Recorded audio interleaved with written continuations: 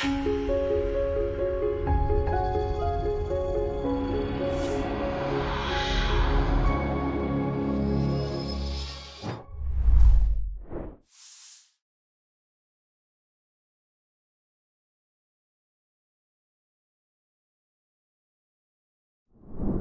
namanya membeli itu ya bisa real, nyata begitu. Ibu datang ke tempat pembelian emas, bisa batangan, bisa dalam bentuk perhiasan. Yang jelas ibu niatkan itu sebagai investasi ya. Ya ibu tentu saja bisa beli langsung, lihat emasnya, pegang emasnya. Tapi bisa juga beli secara online. Atau ibu tadi bertanya, boleh nggak nyicil ke bank syariah? Ya, boleh-boleh saja ibu. Karena apa? Di bank syariah itu ada dewan syariahnya. Nah, dewan syariah itu bukan orang abal-abal. Mereka adalah orang-orang yang faham, pakar-pakar yang faham tentang fikih muamalah. Dan biasanya mereka sekolahnya minimal PhD, minimal doktor bidang itu gitu. Nah, kalau sekarang ini ada kadang-kadang orang buat statement-statement, padahal dia itu ya ilmunya bukan ilmu syariah. Baru hijrah lah, baru hijrah 6 bulan langsung dia vonis beli emas lewat online itu adalah haram. Dia tidak belajar usul fikih, dia tidak belajar Quran tafsir, dia tidak belajar hadis, dia tidak belajar metodologi hukum. Tiba-tiba langsung ya, setiap kali dia share pengalaman hijrahnya, dia katakan, saudara-saudaraku, jangan sampai ya kita ini menggunakan bank sekalipun syariah. Jangan sampai ya kita ini beli emas cicil sekalipun dengan syariah. Awas ya, itu haram. Ya kan gitu. Menurut saya ya mungkin dari semangat hijrahnya bagus. Tapi kan hijrah itu kudu pakai ilmu gitu. Harus pakai ilmu. Jadi kalau itu sudah berbasis syariah, pegadaian syariah, asuransi syariah, bank syariah, Anda nggak usah ragu. Karena tidak mungkin itu memasang kata syariah kecuali mengikuti peraturan-peraturan yang berbasis syariah. Nah, di negeri kita ini sudah ada ya formulanya, sudah ada aturannya, sudah ada regulasinya. Kalau yang namanya bank syariah itu harus seperti apa? Asuransi syariah itu seperti apa? Ya, koperasi syariah itu seperti apa? Sudah ada sebenarnya. Jadi, teman-teman sekalian, kalau sudah ada label syariah, insya Allah itu sesuatu yang sudah halal. Kenapa? Karena sudah ada regulasinya. Kenapa dia mencantumkan syariah? Berarti ada tahapan-tahapan yang diikuti secara syariah. Dan untuk yang intinya ya, di dalam hal-hal yang bernafaskan syariah itu ada dewan syariah.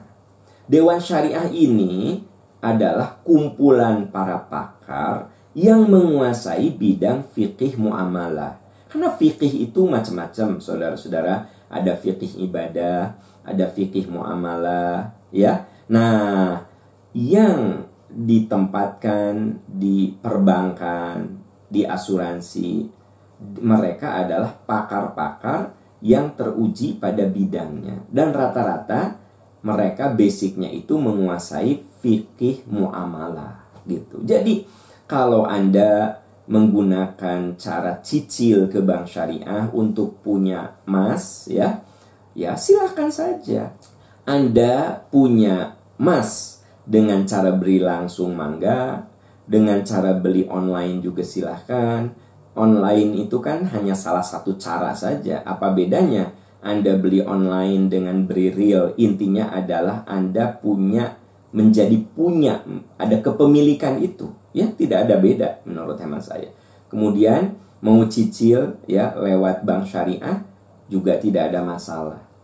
Sebenarnya itu salah satu mekanisme yang berkaitan dengan masalah kemodernan. memang sampai hari ini masih ada Bapak Ibu sahabat-sahabat tercinta yang kekeh menilai transaksi e-money itu haram gitu. Ada, coba Anda ikuti sejumlah pembahasan di YouTube ya, masih ada kekeh gitu yang namanya e-money itu haram gitu. Padahal yang bersangkutan kan nggak bisa masuk tol kalau nggak punya e-money, betul nggak ya? Tapi begitu ditanya sama jamaahnya, jawabnya apa? Oh, itu mah darurat gitu. Nah sekarang transaksi-transaksi itu kan lebih banyak amannya ya, apalagi di kondisi new normal itu kan anjurannya adalah kita pakai e-money. Jadi uangnya tidak dipegang, kembaliannya diambil. Justru disosialisasikan salah satu protokol kesehatan untuk the new normal, untuk kenormalan yang baru itu kita banyak menggunakan uang elektronik. Dan menurut hemat saya ya ini bagian dari tuntutan zaman ya. Ya sekarang begini ya. Zaman dulu tidak ada transfer. Jadi kalau saya mau ngirim uang ke Anda 50 juta ya dikeresekkan 50 juta. Kebayang nggak saya beli mobil Anda 1 miliar? Wah, tiludus itu, ya kan duitnya zaman dulu. Sekarang kan beli barang 50.000 saja bisa pakai uang elektronik. Nah, jadi Bapak Ibu sahabat-sahabat, Islam itu agama yang tidak memusuhi kemajuan. Kita bisa menggunakannya, memanfaatkannya untuk kemudahan-kemudahan. Selama di dalamnya tidak ada unsur riba, tidak ada unsur goror, ya, tidak ada unsur penipuan. Nah, tidak ada masalah. Sudah saya bahas di forum ini bahwa ketika ada yang memberikan fasilitas kepada kita kalau menggunakan uang elektronik dengan cara top up dan lain sebagainya, kita mendapatkan diskon.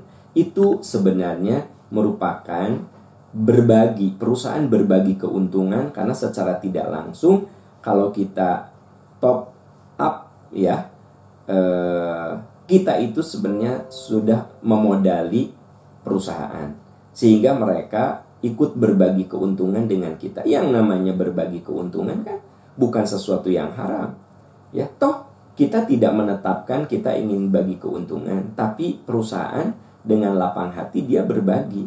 Terus apa masalahnya? Tidak ada masalah kalau kita dapat diskon-diskon dari fasilitas uang elektronik itu.